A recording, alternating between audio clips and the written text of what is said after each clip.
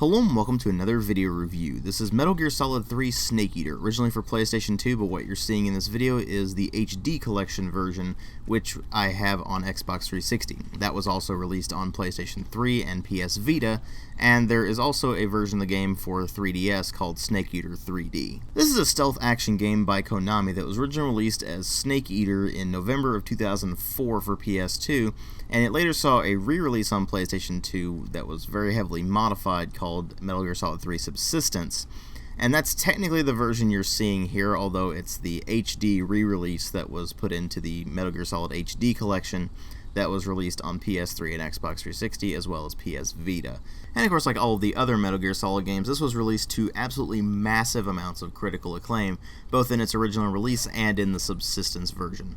And it represents something that's actually pretty wildly different in a lot of ways to both of its predecessors, partly because it is a prequel to both of them, and partly because they actually changed up the gameplay quite a bit going from the previous two Metal Gear Solid games to Metal Gear Solid 3. And of course that begs the question of whether or not these changes were a good thing, a bad thing, or just something in the middle. But the more important question as far as I'm concerned is, does this live up to the hype? Because let's face it, this thing is hyped up to ridiculous levels. And of course you guys know me when it comes to hype. I pretty much laugh in its face. So let's go ahead and delve right into Snake Eater and find out just how it is. Now, as far as presentation goes, you do have to keep in mind this was originally a PlayStation 2 game, and what you're seeing here is a very mildly updated version of that was released for Xbox 360. It's not exactly much of a looker anymore, but in its day it was actually pretty impressive.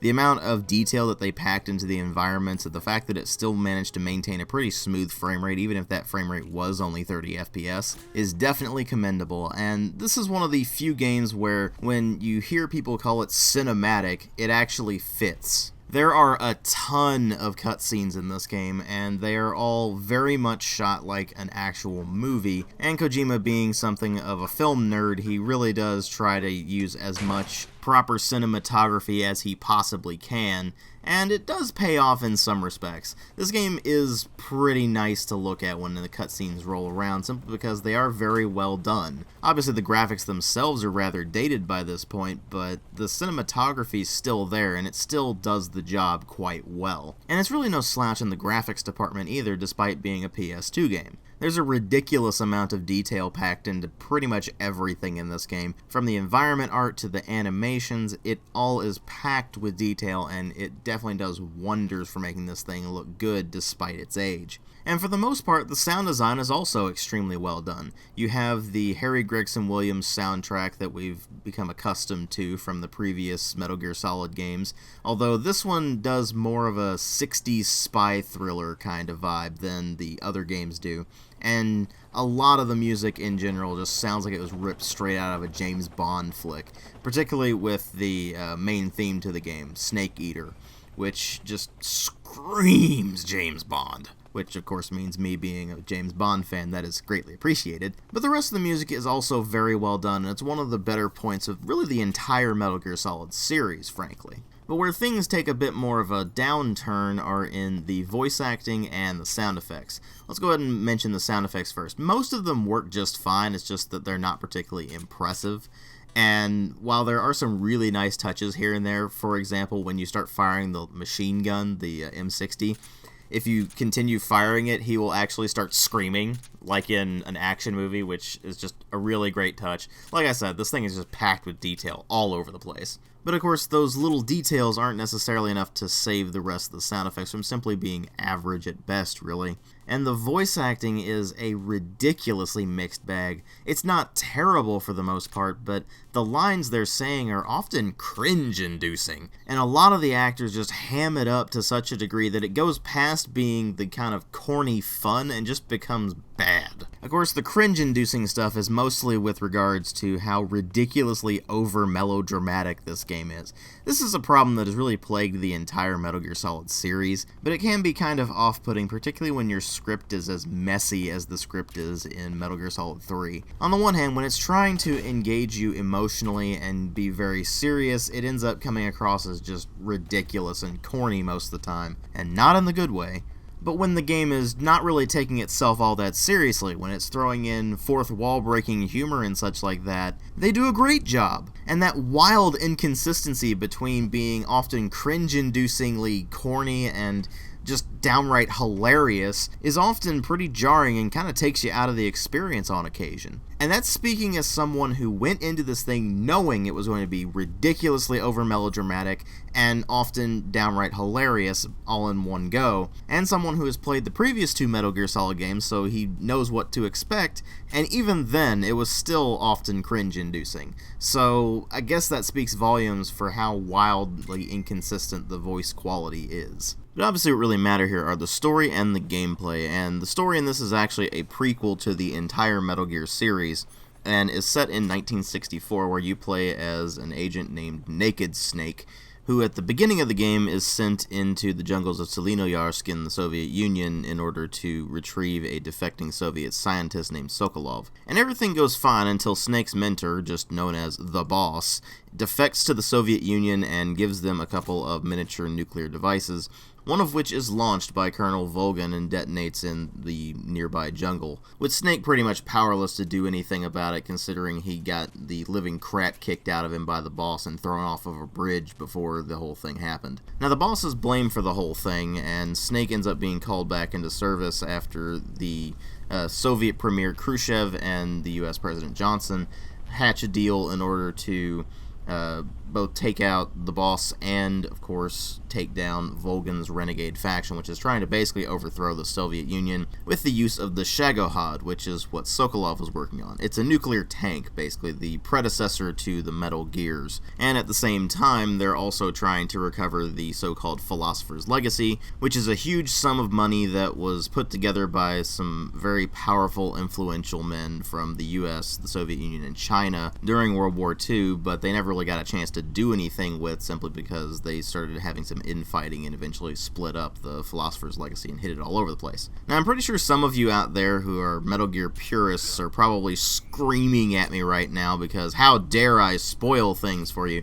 But that's really not the meat of Metal Gear Solid 3. The actual reasons behind Operation Snake Eater, which is of course the code name of the mission that Snake is sent on to take down the Boss, are largely irrelevant compared to the story of the Boss and Snake themselves. Because Snake having to hunt down his mentor, who's basically like a mother to him, and having to kill her, is really more of a compelling story to begin with, and on top of that, it has the most significance to the overall Metal Gear plot simply by nature of the mission basically turning Snake from a fairly naive rookie agent in Snake Eater to the rather hardened and bitter man with no loyalty to any particular nation or anything like that, known as Big Boss. And so you have this kind of weird dichotomy between the overarching plot, Operation Snake Eater itself, and the sub-story of the Boss and Snake, which is far more interesting than what's going on in the actual main plot of the game, and really is what sticks with you once you've finished it. But admittedly, that's in no small part due to the fact that the actual main plot of the whole Operation Snake Eater, where you're going after Volgin and all them, is really just kind of scatterbrained. And not only is it kind of scatterbrained, but it seems to think that throwing a jargon encyclopedia at you is a great way of getting you interested. See, that works for Tom Clancy because it makes it really authentic and feel. It doesn't work so much in a game where Hideo Kojima is just kind of throwing together as many espionage tropes as he possibly can. We've got Russians, stupidly advanced technology, weird characters who all have special traits, more alphabet soup agencies than you can shake a stick at, femme fatales, you name it, from a spy movie, it's probably in this game somewhere. And while that's certainly the case in the previous games as well, in this one it's really glaring. Luckily, the way the game does it, it actually doesn't end up coming across as something that was just lazy and throwing together as many tropes as you possibly could just for the sake of having the tropes. It feels like it's really more of an homage to classic 60s spy movies and such, with the decidedly Japanese Metal Gear twist. And it actually ends up working out fairly well in that regard. As long as you don't take the main plot itself all that seriously, you can pretty much enjoy it on a campy 60s spy movie kind of level. And while a lot of people act like the whole plot regarding the Boss is just this massively emotional thing that will always affect you no matter what, it really wasn't that affecting. Don't get me wrong, I can see where they were going with it, but unfortunately it comes across as just kind of cheap attempts at getting you emotional, rather than actually being something that you would be emotionally invested in. And it really doesn't help that the writing in Kojima games is very verbose. What do I mean by that? Well, this is a problem that a lot of Japanese games have, actually. They don't necessarily know when to shut up. So when you're trying to get someone emotionally invested, sometimes it's better to just shut up and let them take it in, rather than simply have someone spouting off a monologue. Metal Gear Solid in particular has a really nasty problem with having characters monologue all the frickin' time. And more often than not, what they're saying is really just more pseudo-intellectual gibberish than anything else. And it seems that Kojima still didn't realize by this point that sometimes it's just better to have the characters shut up and let the visuals and the sound do the talking, rather than actual words. Although there are actually a couple of cutscenes in this game where that does happen. Unfortunately, there's only 2 instances in the entire game where I can think of that, and they're both at the end of the game. So a pretty big missed opportunity there, but luckily enough, the plot is engaging enough to keep you going throughout the rest of the game, as opposed to, say, Metal Gear Solid 2, where I lost total interest in it about a third of the way through the game. This one, I was still interested throughout the end, so kudos to them for that, I suppose. But really, I think it's the gameplay that's either going to make or break this thing for you. This is a stealth action game, and depending on which version of the game you're playing, whether it's the original Snake Eater on PlayStation 2 or Subsistence, you're going to find it differs pretty wildly. The original release of the game used the top-down camera perspective that we saw in Metal Gear Solid 1 and 2, and it frankly just doesn't work very well. It's pretty hard to see what you're doing half the time, and more often than not, it just gets in your way more than anything else. When it went to Subsistence, which is the version, of course, you're seeing in this, because that's what Metal Gear Solid 3 HD is, they massively improved the camera simply by attaching it to Snake himself. So now you can look at it more as a third-person action game than a top-down action game, and that changed perspective just works wonders. The game just feels so much better to control from that perspective, and in fact it makes it really hard to go back to Metal Gear Solid 1 and 2 after you've played any of the games since Metal Gear Solid 3. They all use this enhanced perspective that plain works better. No longer are you running into problems where there's enemies off screen that are able to shoot at you but you can't see them. Now you can actually just look at them and see them right there, and you can shoot at them if you want. And really it's pretty obvious that they designed the game around this perspective from the get-go rather than the top-down perspective that we saw in the original release of Metal Gear Solid 3, which of course begs the question of why they would even release a version with the original Metal Gear Solid camera's perspective if they knew it was designed for a more traditional third-person camera. My guess is that they were just afraid of alienating players who were used to the old camera perspective, but really this is just an objectively superior camera perspective, so they should have just stuck with this one instead. But oh well, at least they released the Subsistence version later on and corrected the problem. But apart from that, Metal Gear Solid 3 plays pretty differently from the previous Metal Gear Solid games.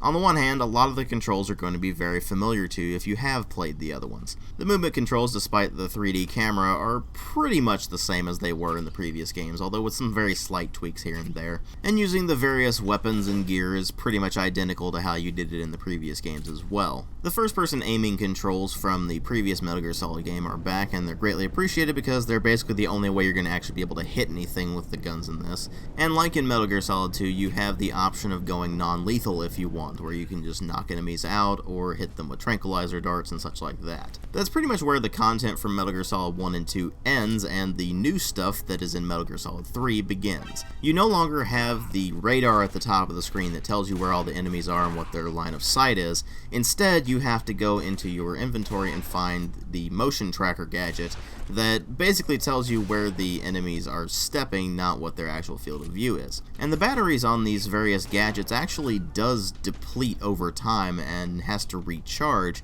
so you have to use it sparingly, and it's not really as helpful as it was in the previous games. So really the game actually goes a lot slower than the previous 2 Metal Gear Solid games, and is much less of an action game and a lot more of a stealth game this time around, oddly enough. Sneaking is a lot more important now, and it's actually a lot more viable as well. thanks to the new camouflage system. If you go into the menu and you go into the camouflage menu, you can change your face paint and the camouflage on your outfit in order to better match what the environment is. And it's basically reduced to a percentage number, so it makes it more or less likely that you'll be spotted in a given environment. But it's still kind of a nice touch in a game that's supposed to be about stealth, that you would actually have to be focusing a lot more on stealth this time around. At least until you get more toward the end of the game, when you can pretty much run guns blazing if you really want to. But run and gun isn't how this game is meant to be played, except for in certain segments where it's meant to be just an action thing to spice up the gameplay from the stealth gameplay that you were just doing. So the majority of the game really does emphasize just crawling around on the ground into the tall grass to hide from enemies, to hide behind trees and all sorts of other things that will just impede the enemy's vision, and generally speaking just to sneak past the enemies without a sound. And even though it isn't really that hard to sneak past most enemies in this game simply by nature of their AI being incredibly dumb, at least with regards to spotting you and then finding you if you've managed to elude them, it's still pretty satisfying to ghost this thing. At least when the game lets you ghost things, because certainly not all parts of the game can be ghosted. In fact, there are several points in the game where you actually do have to fight things, and this is where things can get either really tedious or really interesting depending on the situation. Fighting basic enemies is relatively tedious, but when you get to the boss fights, they're either really interesting, like the fight with the end, or they're extremely simplistic and boring, like really most of the boss fights, actually. The only truly interesting boss fights in the entire game are the ones with the end, the sorrow, and the boss.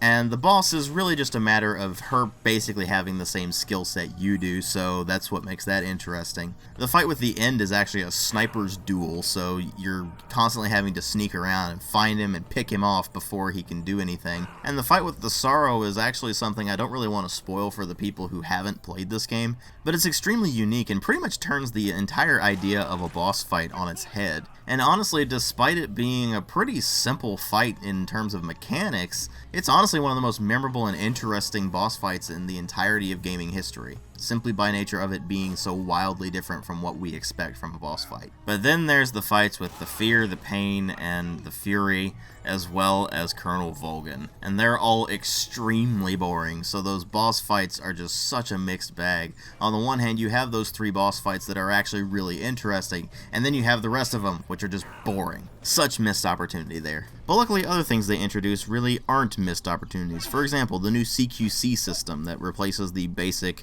3-hit melee attack that they had in the previous two Metal Gear Solid games. Now you can sneak up behind an enemy and grab them and either interrogate them, chokehold them to knock them out, or just straight up slit their throat. And you can do that so long as you're either unarmed or you have only certain weapons equipped, like the Mark 22 pistol or the M1911 pistol. And aside from being able to just grab people and do chokeholds and interrogation and such like that, you can also actually just grab them and throw them immediately onto the ground to stun them. So now melee is far more effective than it was in the previous games, and that is greatly appreciated. But what's more of a mixed bag in terms of the appreciation factor is the new stamina system. You have a stamina bar that is right next to your life bar, and as long as the stamina bar is pretty much full, you function pretty much like you would in the previous two Metal Gear Solid games. But when that stamina bar goes down, you don't heal as quickly. You can actually notice a distinct change in how your accuracy is when you go into first-person aiming. Snake's stomach will actually start growling, and the guards can hear that, so it's a good way to get caught if you don't keep your stamina bar up. And the way you keep it up is by eating various foods. Now, you can, of course, just find certain types of foods just in the environment, like, say, ramen or energy bars or things like that, but mostly you're going to find that your food experience is by hunting things that are in the environment. So the whole snake eater idea can actually become very, very literal, because you can find a bunch of snakes in the environment, and if you kill them or if you capture them and then you eat them, then that will replenish your stamina meter. And the ones that taste better are the ones that restore more of your stamina, so you're going to settle into a rhythm of finding the ones that are pretty tasty according to Snake and just sticking with those as opposed to going and finding whatever you can actually find. Because generally speaking, you're really not going to be that desperate. It's pretty easy to keep your stamina bar up all the way as long as you just maintain a decent stock of these various foods. And as long as you eat them before they go rotten and thus give you stomach aches, which will instead make your stamina gauge deplete a lot faster. So really the stamina meter is something that is an interesting idea, but ultimately just becomes a nuisance during gameplay. And similarly, the healing system is as well. Instead of simply having a life bar like you did in the previous games, you now have the life bar and you can take various injuries. For example, you can get bullets stuck in you, or broken bones, or burn wounds, or things like that. And until you heal those up, you can't actually get back to full health. So what you have to do is you have to go into the menu and go to the first aid system, which is basically just select the right things to apply to this particular wound, and it will heal, and your red part of the life meter will go away, and thus you can heal up all the way. And like the stamina meter system, this really just becomes kind of a nuisance more than anything else. And that's kind of unfortunate, because the idea itself is certainly interesting. It adds more of a survival aspect to the game, and same thing goes with the stamina meter. It's just that they didn't really succeed in it, because this game isn't really meant to be a survival game. It's just elements they threw in there thinking it would be a good idea when it wasn't necessarily. But oddly enough, despite these various missteps with regards to gameplay, it still ends up being a pretty fun experience overall. And at the very least, I do have to applaud them for trying something that was pretty radically different from what they had previously established. Metal Gear Solid 2 was pretty much just an incremental change over Metal Gear Solid 1. MGS3, on the other hand, is a pretty significant overhaul. While some of it works and some of it doesn't, it's still greatly appreciated that they tried something different, and most of it is certainly pretty solid. It's just that those things that aren't very solid just really do drag the game down quite a bit. Like with the other Metal Gear Solid games, I'm pretty sure that most people praise this game so highly simply because Hideo Kojima made it, not necessarily because it's the mind-bogglingly amazing experience they make it out to be. That's not to say it's a bad game, it certainly isn't a bad game. In fact, it's a pretty good game. It's just that the hype culture has drummed this up to be so much more than it actually is, which is just a pretty good game that is mostly an homage to classic espionage thrillers, which fills in some of the backstory of the Metal Gear Solid series. And that's pretty much it. Now, it should be noted that the PS2 version of Metal Gear Solid 3 Subsistence actually came with a multiplayer mode, which was the original release of Metal Gear Online. And I have not played that because I don't have this on PS2. I have the HD re-release on Xbox 360, which does not include the multiplayer mode, or the Secret Theater boss survival mode, or the Snake vs. Monkey minigame that were included in the PS2 version of Metal Gear Solid 3 Subsistence. So what you're getting here is a review of the single-player experience, which is, again, pretty good. It's just not anywhere near what the hype has made it out to be.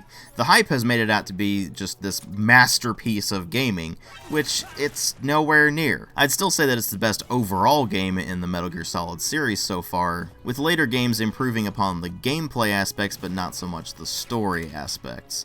But that's for other reviews. I ultimately give Metal Gear Solid 3 a 3.5 out of 5. Thanks for watching.